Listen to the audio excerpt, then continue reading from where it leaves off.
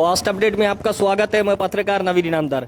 क्या आपने कभी सुना है एक दुल्हन और कई दूल्हे? महाराष्ट्र के बीड़ जिले से एक चौंकाने वाला मामला सामने आया है, जहां एक लुटेरी दुल्हन ने शादी के नाम पर कई लड़कों को ठगा। ये पूरा मामला बीड़ जिले के उमापुर इलाके का है, जहां एक लड़के के साथ शादी के नाम पर लाखों रुपये की ठगी की गई। बताया जा रहा है कि एक गिरोह ने इस लड़के की शादी एक लड़की से करवाई, लेकिन शादी के कुछ ही दिनों बाद सच्चाई सामने आ गई। चौंकाने वाली बात यह है कि जिस लड़की से शादी करवाई गई वो पहले ही 8 लोगों से शादी कर चुकी थी, यानी ये उसकी 9वीं शादी थी और इसी शादी में उसका राज खुल गया।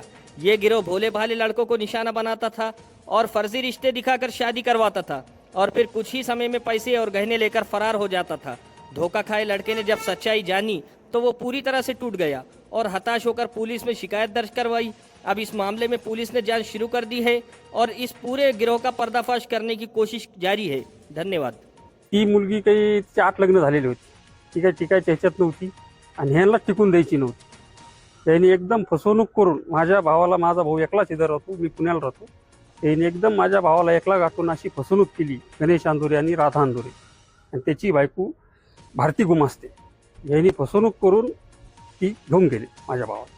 माझी फक्त एवढीच एसपी साहेबाकडे मागणी की इथून पुढे कोणाला फसवून दिलं नाही पाहिजे आणि गणेश अंदुरे, राधा अंदुरे यांच्यावर कडक कारवाई करायला पाहिजे, एवढीच हात जोडून विनंती आहे। गणेश अंदुरे व राधा अंदुरे हे लग्न जुळवण्याचे काम करतात, हे एजंट काम करतात। तर ह्यांना ही बातमी कळाली असतात ते काय म्हणाले की आमच्याकडे मुलगी आहे, आम्ही तुझं लग्न जुळवून देतो, पण त्यासाठी तुला आमच्या 3.5 लाख रुपये द्यावे लागतील।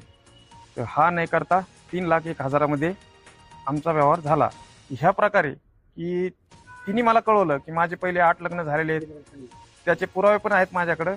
तिने स्वतः मला पुरावे दाखवले की माझे 8 लग्न झालेले आहेत, की जेणेकरून तिला वाटेल की मी तिला सोडून द्यावा आणि त्याच एजंट लोकांचा फायदा व्हावा, त्यांनी आणखीन परत तिचं 10वं लग्न करावं, माझ्यासोबतच 9वं लग्न केलं। तर माझी फसवणूक अशी झाली सर की